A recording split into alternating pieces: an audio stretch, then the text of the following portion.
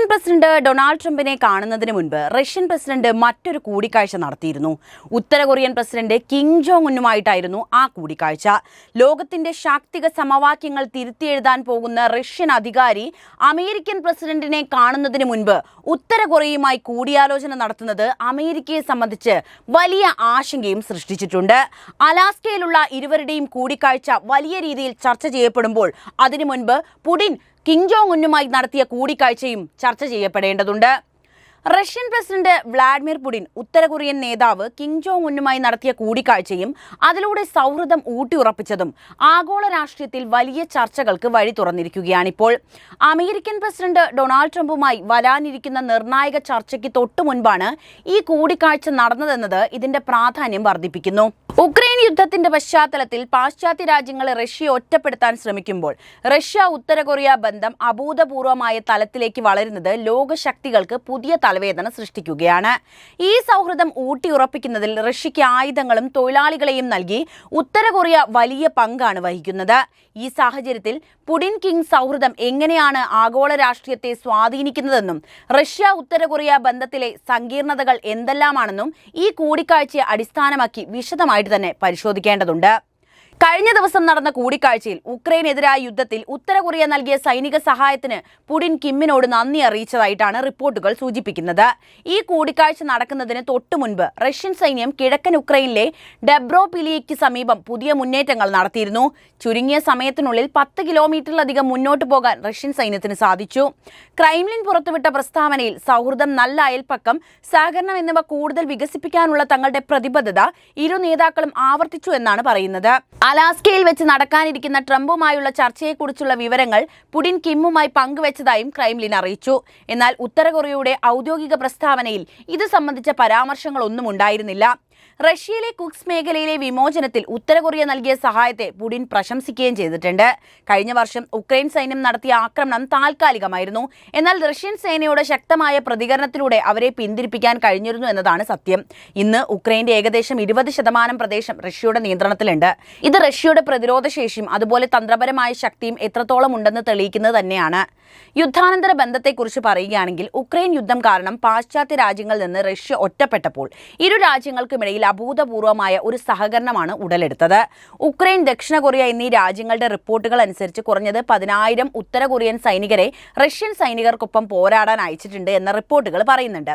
റഷ്യയ്ക്ക് മിസൈലുകൾ, അതുപോലെ പീരങ്കി, ഷെല്ലുകൾ, തൊഴിലാളികൾ എന്നിവയൊക്കെ ഉത്തര കൊറിയ നൽകിയതായിട്ടുള്ള റിപ്പോർട്ടുകളും വന്നിട്ടുണ്ട്. ഉക്രൈൻ തന്നെ പറഞ്ഞിട്ടുണ്ട് യുദ്ധക്കളത്തിൽ ഏറ്റവും കൂടുതൽ ഉക്രൈൻ സൈനികർ നേരിടാൻ ബുദ്ധിമുട്ടിയത് ഉത്തര കൊറിയൻ സൈനികരെയാണ് എന്ന്. വിവിധ രാജ്യങ്ങളിൽ നിന്നുള്ള തൊഴിലാളികളെ ആശ്രയിച്ച് റഷ്യയുടെ ഉൽപാദന ശേഷി വർദ്ധിപ്പിക്കാനുള്ള നീക്കം യുദ്ധം സൃഷ്ടിച്ച വെല്ലുവിളികൾക്കിടയിലും തങ്ങളുടെ സമ്പദ് വ്യവസ്ഥയെ മുന്നോട്ട് കൊണ്ടുപോകാനുള്ള റഷ്യയുടെ തന്ത്രപരമായ കഴിവിനെയാണ് കാണിക്കുന്നത്. ഉക്രൈൻ യുദ്ധത്തിന് ഉത്തര കൊറിയ നൽകുന്ന സൈനിക സഹായം റഷ്യയുടെ പ്രതിരോധ ശേഷി വർദ്ധിപ്പിക്കുന്നുണ്ട്. ഇത് റഷ്യൻ സൈനിക നീക്കങ്ങളെ ശക്തിപ്പെടുത്താൻ സഹായിക്കുന്നു. കൂടാതെ റഷ്യയിലെ നിർമ്മാണ മേഖലയിലെ തൊഴിലാളിക്ഷാമം പരിഹരിക്കാൻ ഉത്തര കൊറിയൻ തൊഴിലാളികൾ സഹായിക്കുന്നുമുണ്ട്. ഈ സഹകരണങ്ങൾ ഇരു രാജ്യങ്ങളുടെയും ബന്ധം ഒരിക്കൽ കൂടി ഊട്ടിയുറപ്പിക്കുകയാണ് ചെയ്യുന്നത്.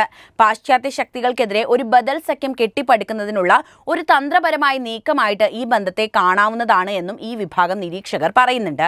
ഈ സഖ്യം ആഗോള ശക്തി കേന്ദ്രങ്ങളുടെ സന്തുലിതാവസ്ഥ മാറ്റാനും പാശ്ചാത്യ ആധിപത്യത്തെ വെല്ലുവിളിക്കാനും സാധ്യതയുള്ള ഒരു വലിയ ശക്തിയായിട്ട് ഉയർന്നു വന്നുകൊണ്ടിരിക്കുകയാണ് ഇപ്പോൾ.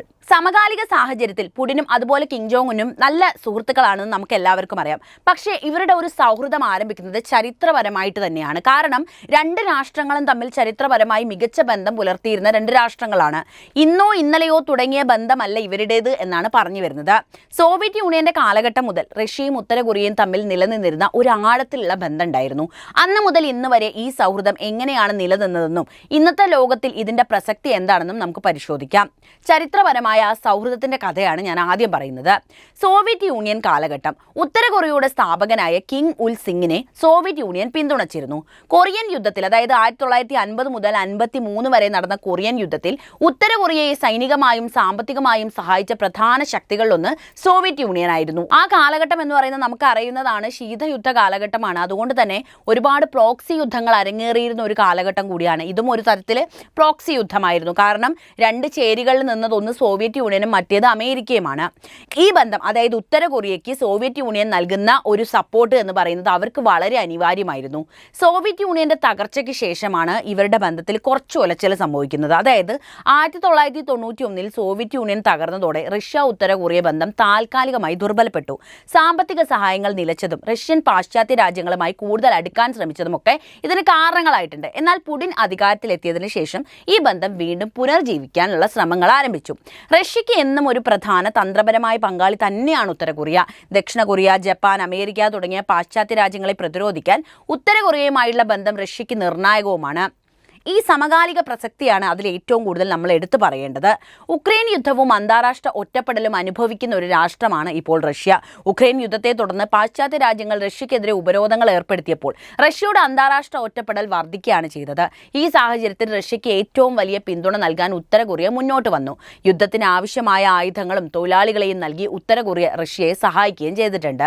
ആഗോള രാഷ്ട്രീയത്തിലെ പുതിയ ചേരിയാണ് ഇതിലൂടെ രൂപപ്പെടുന്നത്. അതായത് പാശ്ചാത്യ ശക്തികളുടെ ആധിപത്യത്തെ വെല്ലുവിളിക്കുന്ന ഒരു പുതിയ ചേരി രൂപീകരിക്കാനുള്ള ശ്രമങ്ങളായും ഈ കൂടിക്കാഴ്ചയെ നമുക്ക് വിലയിരുത്താവുന്നതാണ്.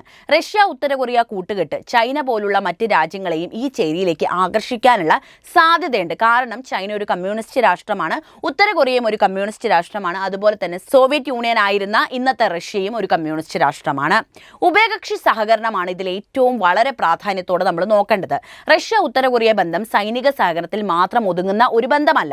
സാമ്പത്തിക, സാങ്കേതിക, സാംസ്കാരിക മേഖലകളിലും ഇരു രാജ്യങ്ങളും സഹകരണം വർദ്ധിപ്പിക്കാൻ ശ്രമിക്കുന്നുണ്ട്. റഷ്യയിലെ നിർമ്മാണ മേഖലയിലെ തൊഴിലാളി ക്ഷാമം പരിഹരിക്കാൻ ഉത്തര കൊറിയൻ തൊഴിലാളികളെ ഉപയോഗിക്കുന്നതും ഇതിന്റെ ഭാഗം തന്നെയാണ്. ചുരുക്കത്തിൽ ചരിത്രപരമായ കാരണങ്ങളാലും ഇന്നത്തെ ലോക രാഷ്ട്രീയ സാഹചര്യങ്ങൾ മൂലവും റഷ്യയും ഉത്തര കൊറിയയും തമ്മിലുള്ള ബന്ധം കൂടുതൽ ശക്തമായിക്കൊണ്ടിരിക്കുകയാണ്.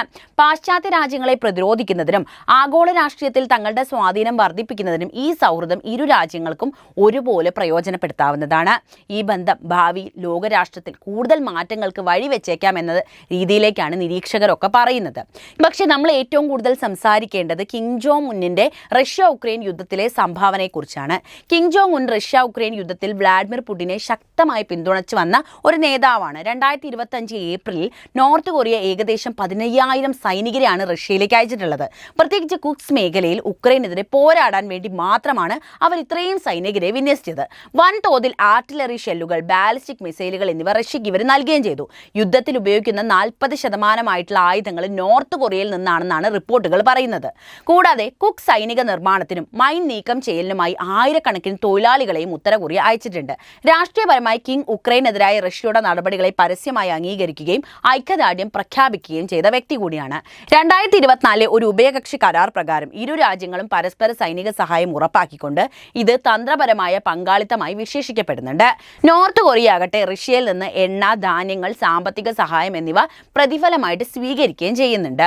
റഷ്യയും നോർത്ത് കൊറിയയും തമ്മിലുള്ള വർദ്ധിച്ചു വരുന്ന സൈനിക രാഷ്ട്രീയ ബന്ധം അമേരിക്കയ്ക്ക് കാര്യമായ ആശങ്കയുണ്ടാക്കുന്ന ഒരു പ്രധാനപ്പെട്ട ഘടകമാണ്. കാരണം അലാസ്കയിൽ റഷ്യൻ പ്രസിഡന്റ് വ്ളാഡിമിർ പുടിനും അതുപോലെ തന്നെ അമേരിക്കൻ പ്രസിഡന്റ് ട്രംപും കൂടിക്കാഴ്ച നടത്തുന്നതിനും ഏതാനും ദിവസങ്ങൾക്ക് മുൻപ് പുടിൻ പോയി കണ്ടത് അല്ലെങ്കിൽ സംസാരിച്ചത് ഈ കിം ജോങ് ഉന്നിനെയാണ്. അത് തന്നെയാണ് അമേരിക്കയെ സംബന്ധിച്ച് വലിയ ആശങ്ക സൃഷ്ടിക്കുന്നത്. അമേരിക്കയുമായി ഒരു തരത്തിലും ചേർന്ന് പോകാനാകാത്ത രാഷ്ട്രമാണ് ഉത്തര കൊറിയ എന്ന് പ്രഖ്യാപിച്ച നേതാവാണ് കിം ജോങ് ഉൻ. ട്രംപിന്റെ ഭാഗത്തു നിന്ന് ഒരുപാട് ശ്രമങ്ങൾ നടത്തിയിട്ടുണ്ട് അദ്ദേഹം കിം ജോങ് ഉന്നിനെ ആകർഷിക്കാൻ വേണ്ടി. പക്ഷേ ഇതുവരെ കിം ഇതിനൊന്നും നിന്നുകൊടുത്തിട്ടില്ല. എന്തായാലും 2024 ഇരു രാജ്യങ്ങളും ഒപ്പുവെച്ച തന്ത്രപരമായ പങ്കാളിത്ത കരാർ പരസ്പര സൈനിക സഹായം ഉറപ്പാക്കുന്നതും ഉക്രൈൻ യുദ്ധത്തിൽ നോർത്ത് കൊറിയയുടെ പിന്തുണയും അമേരിക്ക അസ്വസ്ഥമാക്കുന്ന കാര്യം തന്നെയാണ്. നോർത്ത് കൊറിയ 15,000-ലധികം സൈനികരെയും ലക്ഷക്കണക്കിന് ആർട്ടിലറി ഷെല്ലുകളും ബാലിസ്റ്റിക് മിസൈലുകളും റഷ്യയ്ക്ക് നൽകിയിട്ടുണ്ട് എന്ന കാര്യം പറഞ്ഞല്ലോ. ഇത് ഉക്രൈനെതിരെ ഉപയോഗിക്കുന്ന രാജ്യമാണ് റഷ്യ. റഷ്യയിൽ നിന്ന് നോർത്ത് കൊറിയയ്ക്ക് നൂതന മിസൈൽ അതുപോലെ ആണവ സാങ്കേതിക വിദ്യകൾ ലഭിക്കുന്നത് അമേരിക്കയുടെ ദേശീയ സുരക്ഷയ്ക്ക് തന്നെ ഭീഷണിയാകുന്ന കാര്യങ്ങളാണ്. പ്രത്യേകിച്ച് നോർത്ത് കൊറിയയുടെ ബാലിസ്റ്റിക് മിസൈലുകൾ അമേരിക്കൻ മണ്ണിലെത്താനുള്ള ശേഷി വർദ്ധിപ്പിക്കുന്നുണ്ട്. ഈ ബന്ധം ഐക്യരാഷ്ട്രസഭയുടെ ഉപരോധങ്ങൾ ലംഘിക്കുന്നതും ദക്ഷിണ കൊറിയ, ജപ്പാൻ എന്നിവയുമായിട്ടുള്ള അമേരിക്കയുടെ സഖ്യത്തെ ദുർബലപ്പെടുത്താനുള്ള ഒരു ശ്രമമായിട്ടും കാണാവുന്നതാണ്. അമേരിക്കയുടെ 2025 ഭീഷണി വിലയിരുത്തൽ റിപ്പോർട്ട് ഈ സഹകരണം നോർത്ത് കൊറിയ കൊറിയയുടെ ആയുധ പരിപാടികളെ ശക്തിപ്പെടുത്തുമെന്നും ഏഷ്യയിലെ സ്ഥിരതയെ ബാധിക്കുമെന്നും മുന്നറിയിപ്പ് നൽകുന്നുണ്ട്. അമേരിക്ക ഇതിനെതിരെ ഉപരോധങ്ങൾ കർശനമാക്കാനും സൗത്ത് കൊറിയ, ജപ്പാൻ എന്നിവയുമായുള്ള സഹകരണം ശക്തിപ്പെടുത്താനും ശ്രമിച്ചു വരികയാണ് നിലവിലുള്ളത്. എന്തായാലും ഇരുവരും തമ്മിലുള്ള സൗഹൃദം ലോകക്രമത്തെ തന്നെ മാറ്റിമറിക്കാനുള്ളതാണ് എന്നതാണ് വിലയിരുത്തലുകളൊക്കെ വരുന്നത്. അപ്പോൾ ഈ വിഷയത്തിൽ നിങ്ങളുടെ നിലപാട് അറിയാൻ താല്പര്യമുണ്ട്. എന്തു തന്നെയായാലും അത് കമൻ്റായിട്ട് രേഖപ്പെടുത്തും. ഒപ്പം ഈ അറിവുകൾ എല്ലാവരിലേക്കും എത്താൻ വീഡിയോ ഒന്ന് ലൈക്ക് ചെയ്യാനും ഷെയർ ചെയ്യാനും പ്രത്യേകം ശ്രദ്ധിക്കുമല്ലോ.